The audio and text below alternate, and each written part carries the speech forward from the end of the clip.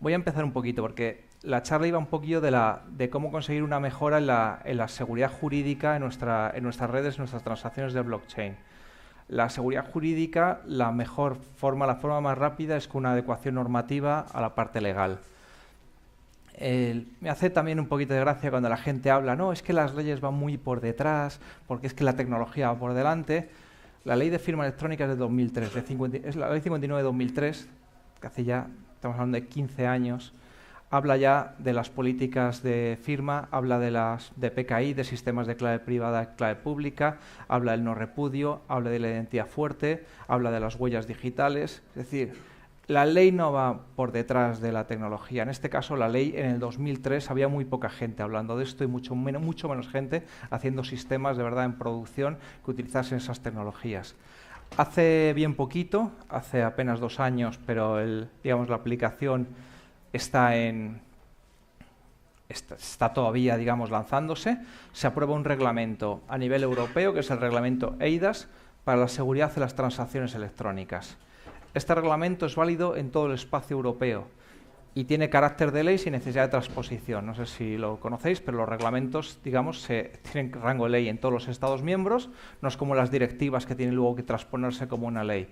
Es decir, que ahora mismo tenemos un marco jurídico legal válido para toda Europa que nos regula varios temas, entre ellos, digamos, los algoritmos de clave privada, nos regula la identidad, nos regula los sellos de tiempo, nos regula en general los modelos de confianza y las transacciones por Internet. Esto es una oportunidad increíble nunca vista porque podemos tener sistemas transaccionales en Internet operados con sistemas de criptografía de tipo PKI, clave pública, clave privada, con un soporte legal extraordinario y además válido en toda Europa, que podemos montar sistemas paneuropeos con la misma legislación. Esto, digamos, es una cosa que deberíais valorar porque ha sido un avance terrible y lo estamos viendo ahora mismo, quizás más en el sector público, en el sector privado, pero nos está dando unas oportunidades terribles. Nuestra ley 59 es básicamente igual que el reglamento eIDAS. De hecho, ha tenido una pequeñísima modificación para adecuarse al reglamento, por no tener, digamos, dos leyes que choquen. Pero el reglamento eIDAS básicamente es una evolución de nuestra ley, que era igual en otros países, que ahora, gracias a Dios, lo tenemos disponible a nivel europeo. Una de las cosas más importantes que regula eIDAS, la ley, es la identidad dura en la red. Esto entra en contraposición de los modelos clásicos de identidad en blockchain.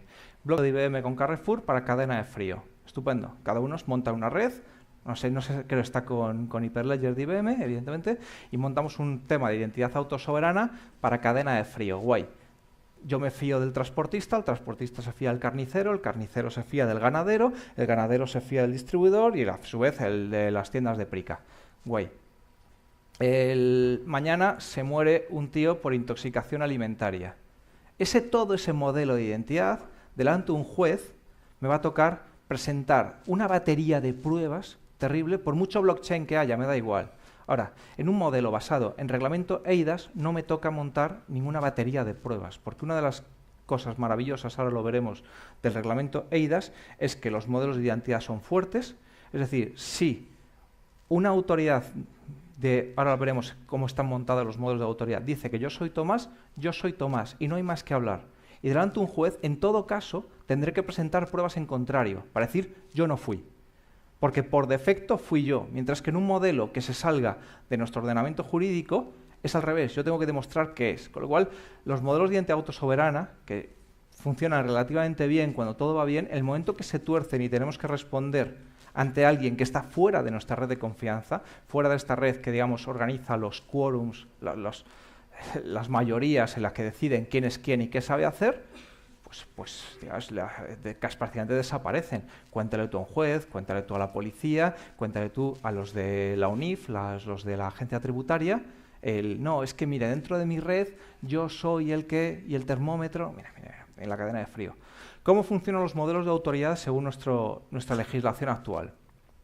Básicamente nosotros tenemos una autoridad de certificación, que es la que, digamos, certifica las identidades.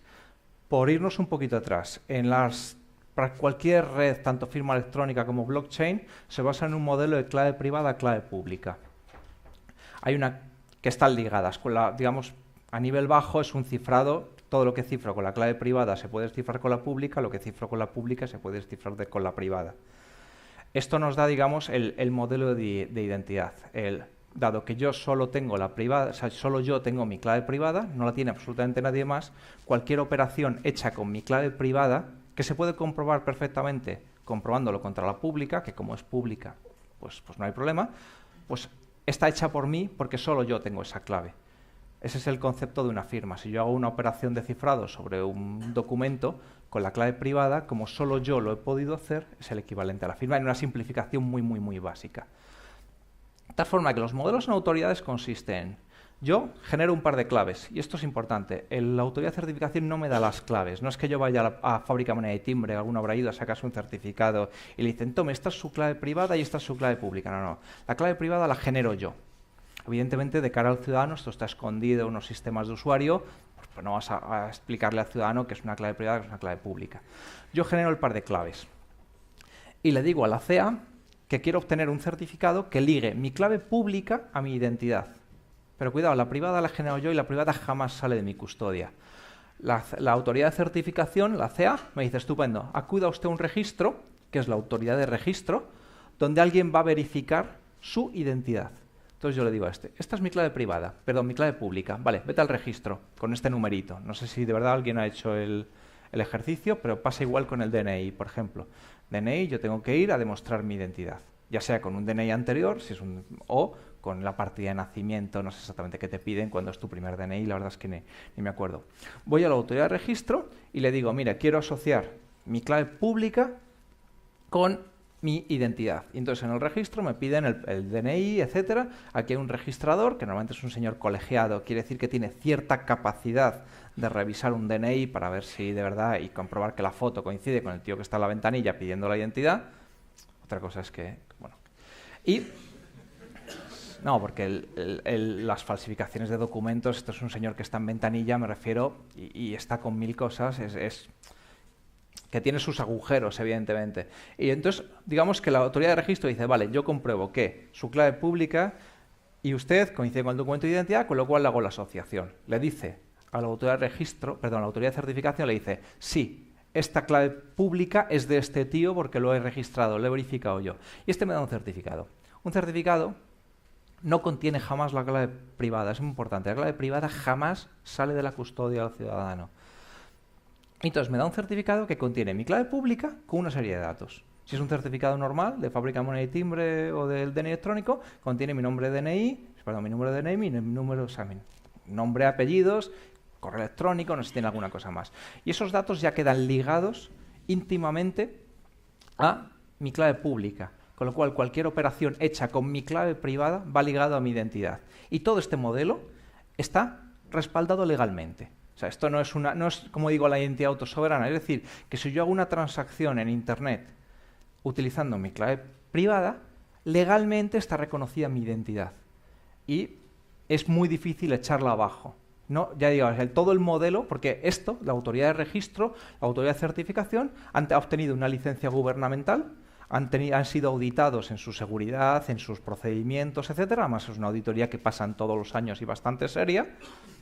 Con lo cual, y digamos que los estados lo reconocen. La ventaja es que además que yo me puedo hacer un registro, por ejemplo, en ACCV, que es la Generalidad Valenciana, y ese registro que yo he hecho en la Generalidad Valenciana y me pide un certificado de la misma Generalidad Valenciana, es válido en Luxemburgo, es válido en Bélgica, es válido en Italia, es válido en Alemania, porque tenemos toda una legislación paneuropea donde las autoridades de certificación son reconocidas a nivel europeo. Yo puedo tener, pues eso, autoridades de certificación pequeñitas, ICEMPE, que pertenece al gobierno vasco, autoridades de ámbito privado, Camerfirma, que pertenece a cámaras de comercio, Firma Profesional, que es una empresa independiente. Incluso hay unas de ámbito específico. Banco Santander, por poner ejemplo, es una autoridad de certificación reconocida a nivel europeo. Otra cosa es que no da servicios al ciudadano, evidentemente. Hay una pieza más, que es la autoridad de validación, que lo que nos dice es, digamos, tiene un pequeño protocolo donde podemos preguntar si un certificado es válido o no. ¿Por qué? Porque los certificados, suponemos, no tienen una validez eterna, tiene una fecha de caducidad. Esto lo que hace además es que refuerza el modelo de identidad. De vez en cuando tengo que volver a un registro o, digamos, mostrarme de alguna otra forma, se permiten medios electrónicos para decir yo sigo siendo yo. Esto tiene su sentido, la gente fallece, la gente... Y luego hay otra cosa que es, ¿qué pasa si yo pierdo la clave privada? La clave privada la pierdo, tengo el DNI con el PIN puesto en un post-it y de pronto lo he perdido, mi clave privada ha sido comprometida. Llamo inmediatamente a Policía Nacional, cosa que además tengo obligación de hacerlo, obligación con un contrato legal, en el caso del DNI es directamente una ley. O sea, y lo sabréis, perder el DNI contiene una pequeña multa administrativa, son 10 euros, 15, no me acuerdo. Por eso la gente normalmente dice que se lo han robado para ahorrarse los 10, 15 euretes. Pues cuando pierdo, digamos, el par de clave pública, clave privada, queda automáticamente desasociado de la identidad. Esa clave pública ya no es de Tomás, porque Tomás ha perdido el control de su clave privada. Y eso, claro, cuando yo estoy operando en Internet, ¿cómo sabe la otra parte que yo la he perdido? Porque normalmente hay un servicio que es la autoridad de validación, donde le pregunto, oye, ¿este certificado es válido? Y me dice, sí, es válido. Y ya puedo operar en Internet. Pues este modelo es el modelo, digamos, de identidad basado en autoridades.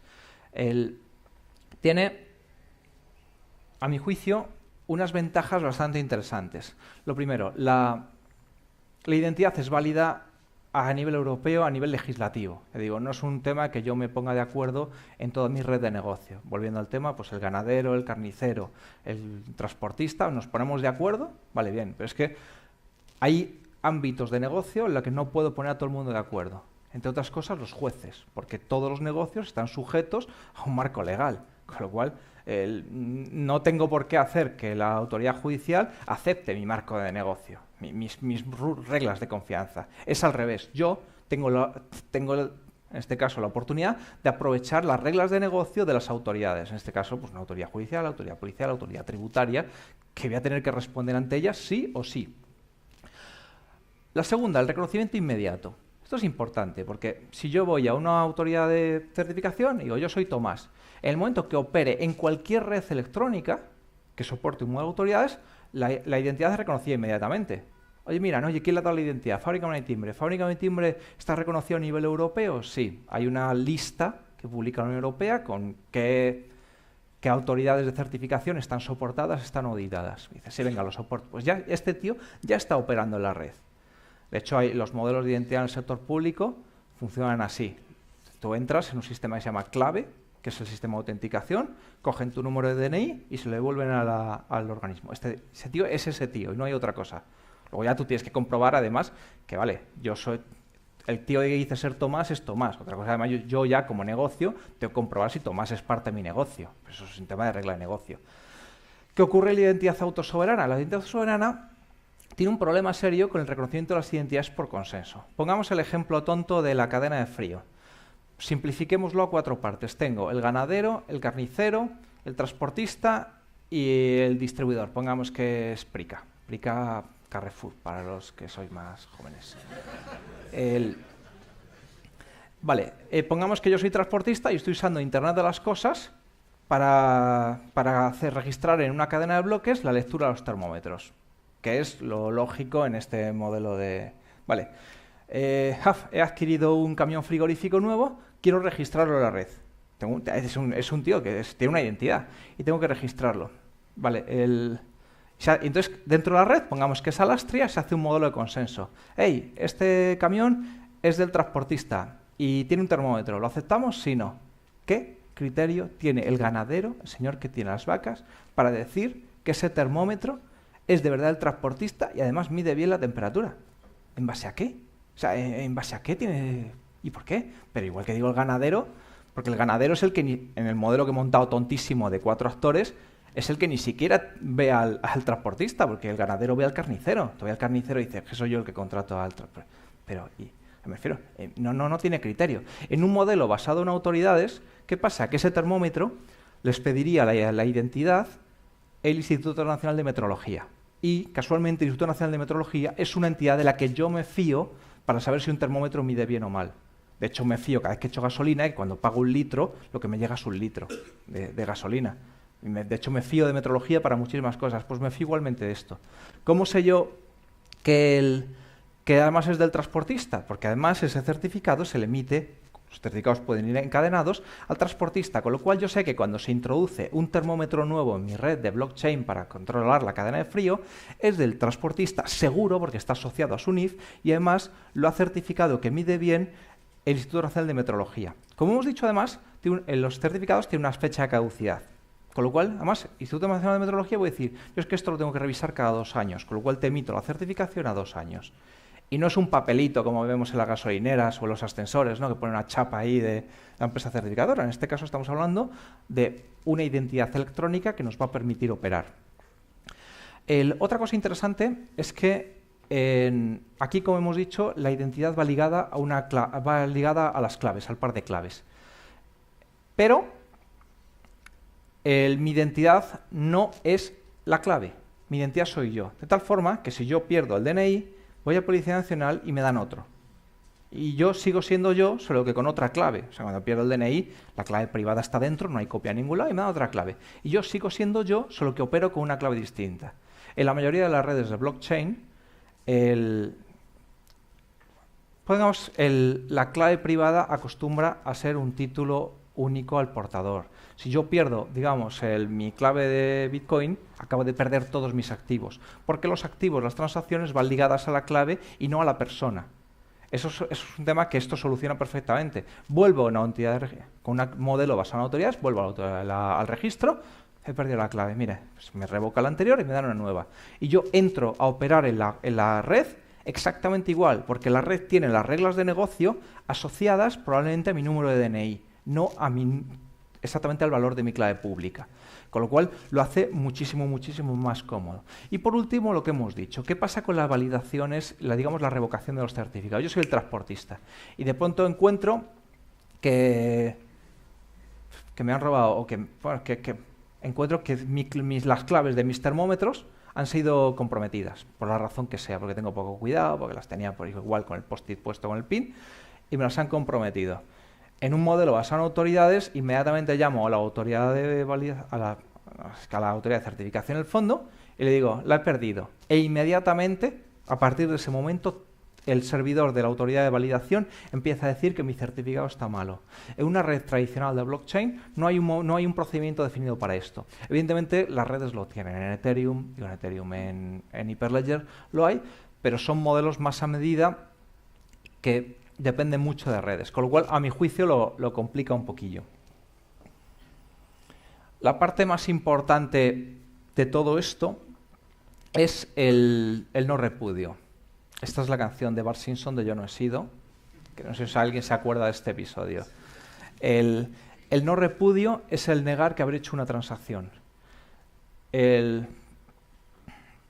que no tiene otra explicación. En un modelo basado en autoridades, cuando yo he hecho una operación con una clave privada emitida por una autoridad de certificación, está garantizado el no repudio. O sea, por defecto la he hecho yo. Y si lo niego, tengo que mostrar pruebas de que yo no lo hice. En un modelo que no esté basado en autoridades es al revés. Yo tengo una presunción de inocencia. Es decir, si ahora mañana se muere un tío por una negligencia mía hecha con mi clave privada, si yo estoy en un modelo basado en autoridades, por defecto soy culpable. Mientras que si no, tengo ahí una presunción, no, yo no fui. Pero era su clave ya, pero yo no fui. A veces es saber, como dicen cuando te pillan hackeando, no, alguien se debió meter en mi wifi y en mi PC y en mis notas manuscritas. Sí, pero se tiene en consideración. Mientras que en un modelo basado en autoridades, no, en modelo basado en autoridades, si lo hice yo con mi clave privada, lo hice yo y punto.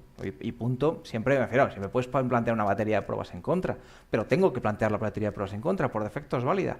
Con lo cual, imaginaos el nivel de seguridad que nos da todo este tipo de operaciones. Es decir, monto una red donde el transportista, siguiendo con el ejemplo de cadena de frío, registra que la carne ha estado siempre a -5, si mañana se muere uno, este tío no puede negar que estaba a -5 y a lo mejor tenía que estar a -10. O si yo hago una transacción de cualquiera de negocio, no existe la posibilidad legal de negarlo. Como digo, todo esto en una red transaccional en la que todos somos amigos, no hay problema. No, yo me fío de ti, yo también me fío de ti. Mañana desaparecen 3 millones de euros de tesorería, ya nadie se fía de nadie, absolutamente nadie. Y recurrimos a la policía, a un juez, a la agencia tributaria, y la agencia tributaria lo que se va a fijar es en nuestra ley, no se va a fijar en tus reglas de negocio, se va a fijar en el marco legal. Antes de pasar a la práctica, voy a intentar hacerlo además la charla ligera, hay un tema curioso y es el no repudio en los modelos basados en autoridades se basa en unas condiciones muy duras, muy duras de custodia de la clave privada. Es decir, se supone que tú eres tú y que además no puedes negar las transacciones que has hecho porque tienes la clave privada muy bien custodiada. Y para eso, en nuestra ley 59, también está a nivel europeo, se declara lo que se llaman dispositivos seguros de creación de firma, que son dispositivos hardware donde meto la clave privada es imposible extraerla y tiene unos medios de protección. O sea, por ejemplo, una tarjeta inteligente, el DNI. La clave privada es imposible sacarla, nadie lo ha logrado. Además tiene un PIN, si lo meto 3 veces se bloquea. Digamos, en eso se basa el no repudio, porque en el momento que yo tengo una clave privada, que la tengo una llave de memoria, etcétera, sí que puedo perfectamente alegar, mire, me la robaron, yo no sabía que me la habían robado, no por una negligencia mía, sino por, oye, a todo el mundo le roban de vez en cuando cosas.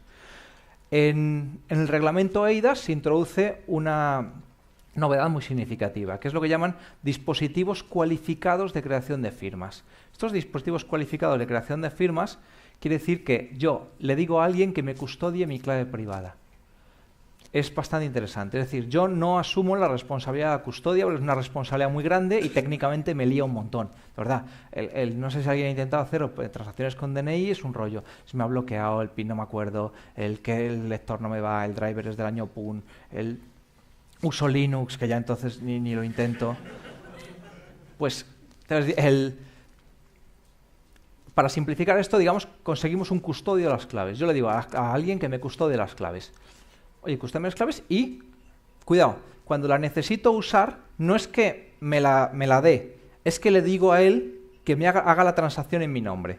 De tal forma que la clave privada jamás sale de la custodia de esta entidad que me hace la custodia. Por ejemplo, se inventó un sistema que se llama clave firma. Clave firma me permite hacer firmas electrónicas con claves custodiadas por un tercero.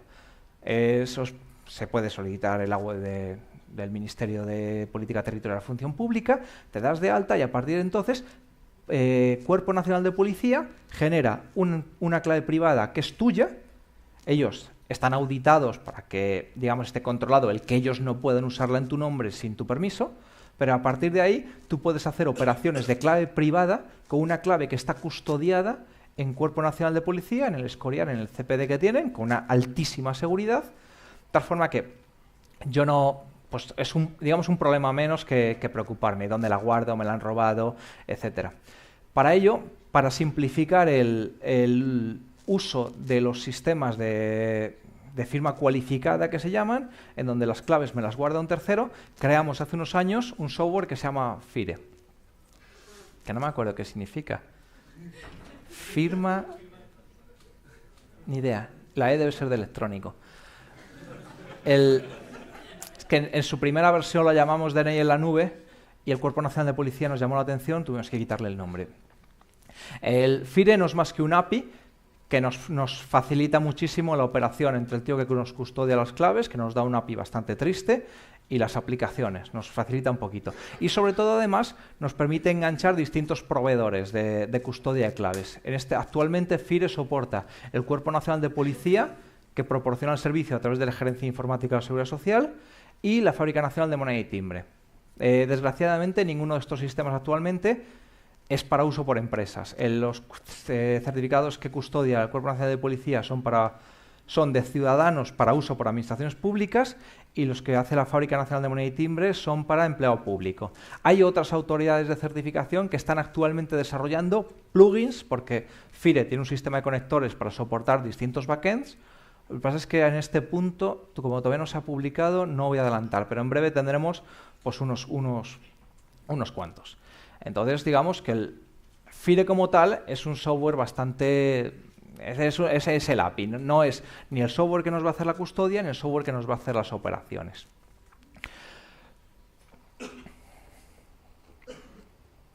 Entonces, si queréis, vamos a hacer una pequeña demostración del uso normal de FIRE. El uso normal de FIRE no está orientado a hacer operaciones de blockchain, sino operaciones de firma electrónica puras y duras. Por favor. Mira, por cierto, el FIR es de firma. Ah.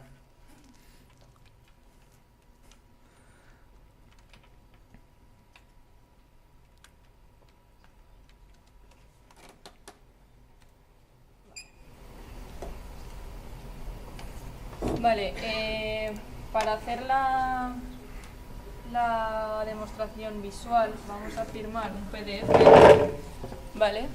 ¿Se ve? Sí. En fin, un PDF sin más, hola mundo, muy simple, sencillo.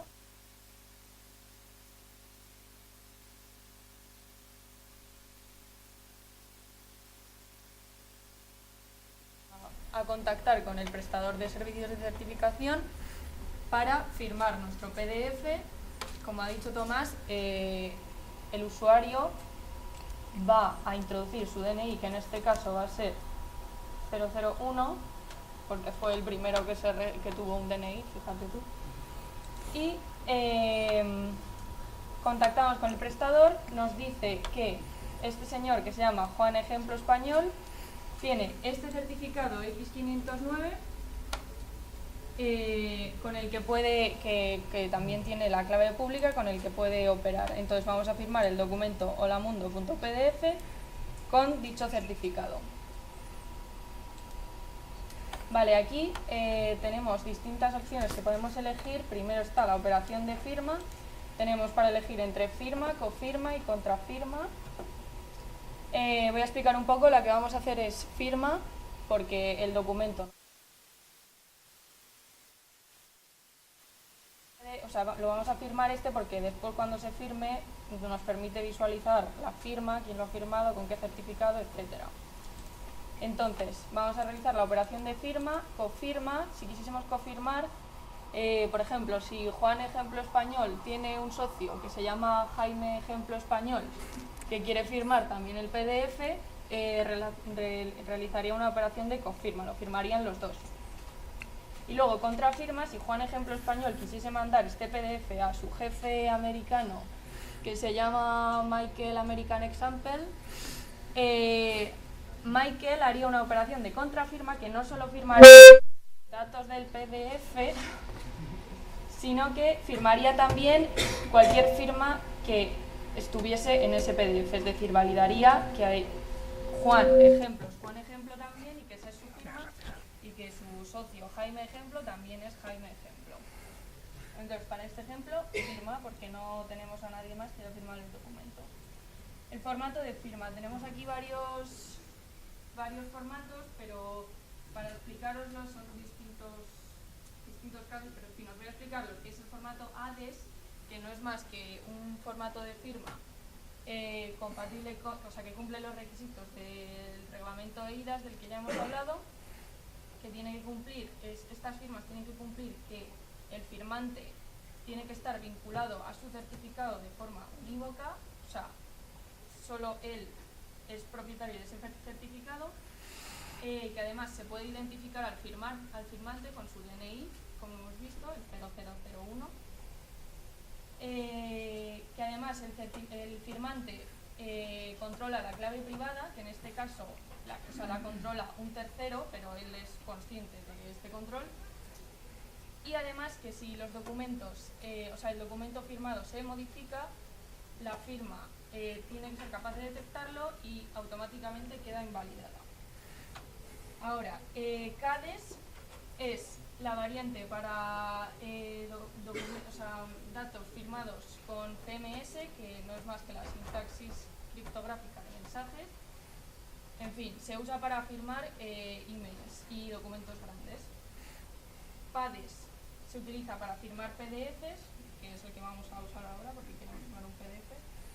SADES lo único que hace es devolver el resultado en formato XML, que es muy parecido a HTML con tags. Y estos serían los...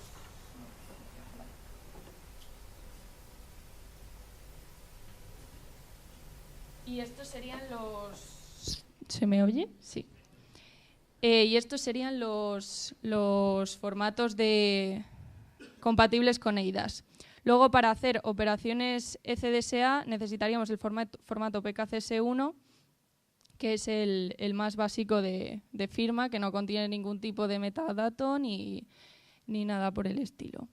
Vale, y al algoritmo de firma tenemos aquí un montón, pero me voy a centrar, quiero que os fijéis que están separados con un with, porque por un lado va el algoritmo SHA y por el otro lado va el algoritmo o RSA o ECDSA, que es el de curva elíptica, imagino que lo conoceréis.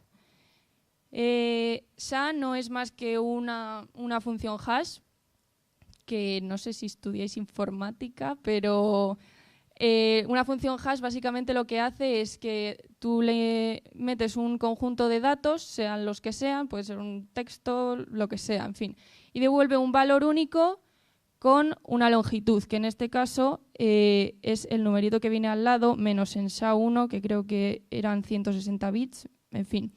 SHA-512 serían 512 bits, esto es la longitud del hash. SHA-364, en fin, bueno, ya lo veis. Y luego, por otra parte, tenemos el algoritmo de firma RSA.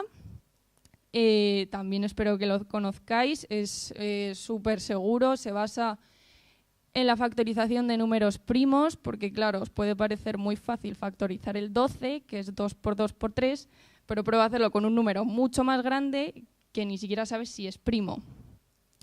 En fin, y luego por otro lado, ECDSA, que es el sistema de curva elíptica, que está basado en DSA. En fin, no voy a entrar mucho en detalles, pero básicamente es el que se usa en blockchain y es de interés porque las claves son mucho más cortas que en RSA, pero son igual de seguras. Entonces, para este ejemplo, vamos a firmar con RSA. ¿Con PADES no lo he puesto? Vale.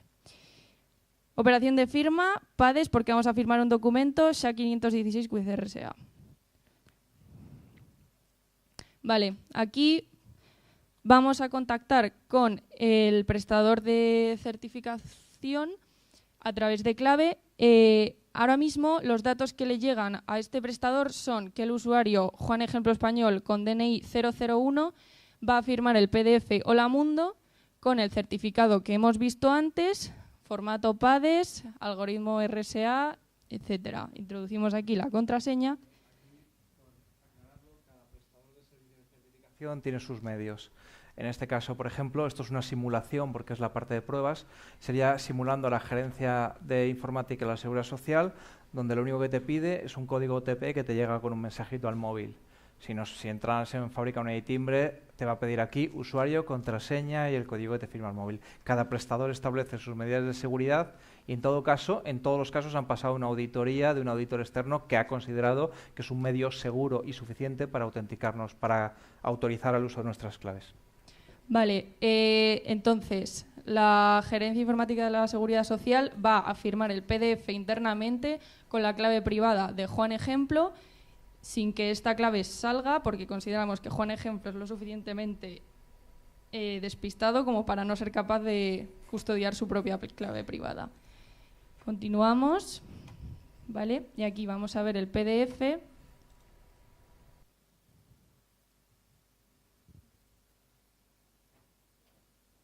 Que vemos aquí que ha sido firmado, panel de firma, firmado por Juan Ejemplo Español, muy patriota él, a las 12:15, y son las 12:15, o sea, esto no está amañado ni nada, es real. Y hasta aquí la demostración de cómo funciona el sistema FIRE. Vamos a continuar.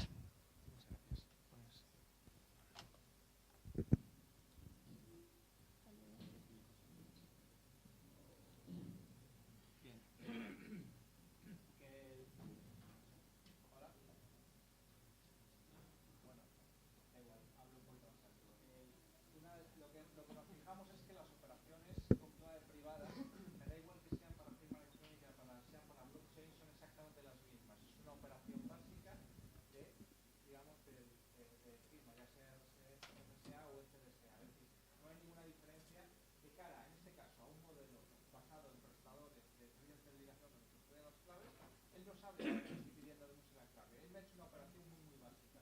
De hecho, quien ha montado todo el PDF ha sido Fire. Yo le he dicho al prestador, en este caso a la Seguridad Social, oye, hazme una operación con la mi clave privada. ¿Qué ocurre? Entonces nosotros decimos, oye, ¿por qué no utilizamos Fire para hacer una operación en una red de blockchain? Simplifico mucho. Vale. Simplifico mucho porque, digamos, ya tengo una API estándar para operar con claves en la nube de forma segura y con todas las ventajas que me da la red EIDAS, perdón, la legislación EIDAS en mi red de blockchain. No tengo que inventar nada nuevo. Estoy usando un software que está siendo activamente mantenido por el Ministerio de Política Territorial y Función Pública, que es un software que yo creo que tiene ya suficientes usuarios como para considerar que es estable, tiene su sistema de reporting, de informes, recibe auditoría de seguridad todos los días y que de verdad me da todas estas ventajas. Entonces hicimos ciertas modificaciones sobre el sistema FIRE. Lo primero, los soportes de operaciones de curva elíptica. Fire por defecto no estaba soportando operaciones de... Estamos ya casi cerrando. No soportaba operaciones de curva elíptica, las hemos puesto. Además, el modelo de FIRE se basa en una redirección parecida a los proveedores de identidad, login with Facebook, login with Google, que te redirigen y luego vuelven. Aquí habéis visto que ha habido una redirección a la Gerencia de Informática de Seguridad Social para que yo me identifique y luego vuelvo. Ahí hemos montado un sistema en el que con un callback handler de Java, donde yo puedo, digamos, controlar eso sin necesidad de una interfaz web, lo controlo a nivel de código. Y además hemos convertido todo FIRE en un proveedor de seguridad de Java.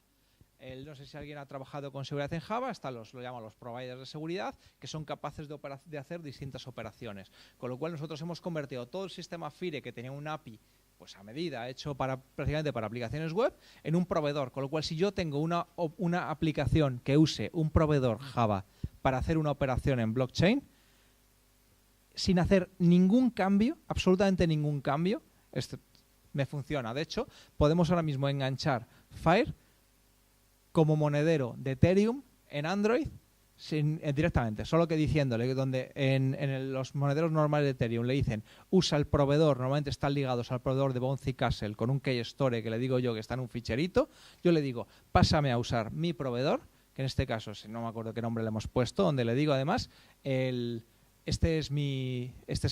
lo configuro.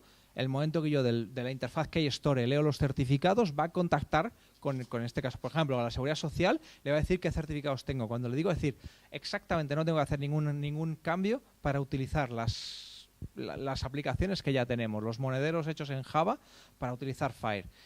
Como Fire lo que proporciona es un API REST, podía haber hecho lo mismo en Kotlin, en .NET, en Python, solo que como somos programadores Java, pues nos ceñimos a la operación en Java. Ya vamos a cerrar muy rápido, pero básicamente dices, ¿cuál es el truco ahora? El truco ahora es que lo único que necesito es que el prestador me dé certificados de curva elíptica. Ahora mismo, si tú vas a Fábrica Moneda y Timbre y le dices, oye, dame un certificado de curva elíptica, solo te da certificados de curva elíptica para uso de SSL, no para uso de firmas blockchain. Esa es la idea de las 2 diapositivas más atrás que poníamos, estamos trabajando ya con proveedores. Es decir, esto no es una cosa que digas, no, en un futuro terminarán haciéndolo, no. Estamos ya trabajando con prestadores de servicio de certificación para que nos den certificados de curva elíptica que nos valgan tanto para firma electrónica, es importante. No vamos a poder incluso seguir usando todo este sistema también para firma electrónica y para blockchain. Vamos ya para terminar a hacer una mini prueba de...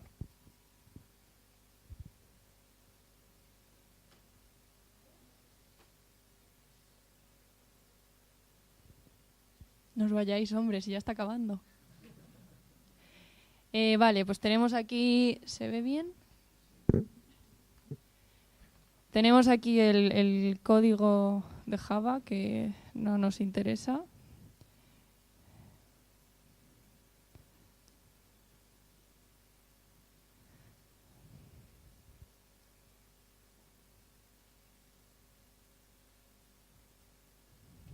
Vale, y os presento a Juan Elíptico, es el primo de Juan Español. En este caso lo que veis es que hemos cambiado toda la parte de redirecciones de web por un callback handler. En este caso el callback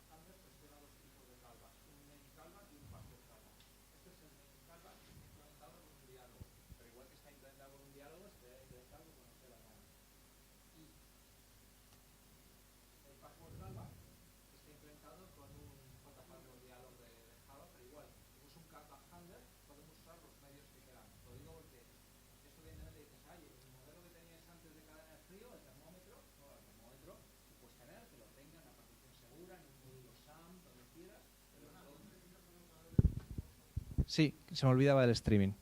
Dale, por favor.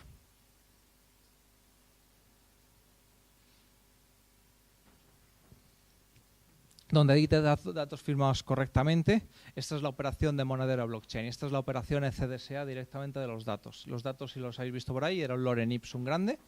Se ha hecho exactamente una operación que se suele llamar None with ECDSA, que es un PKCS1 1.5 creo, es decir, exactamente la operación de blockchain.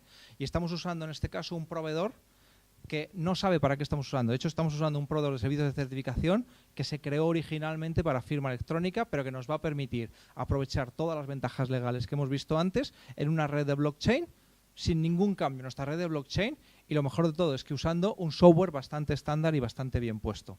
Por cerrar rápido, porque no quiero terminar con retrasos.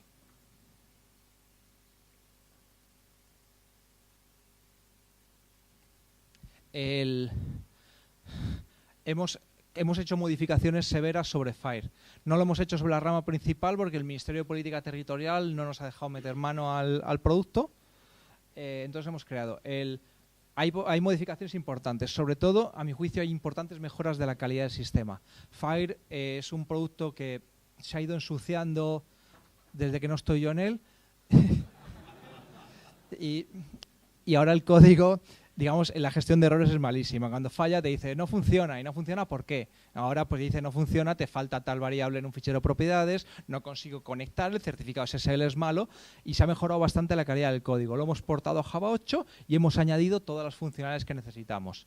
Cuando pongo aquí FAIR Native Client, es lo que parece la parte que decía de callback handlers y para la gestión del proveedor sin necesidad de redirecciones web, que está en un documento aparte. Está sin mavenizar, está un poco caótico, pero está todo el software ahí.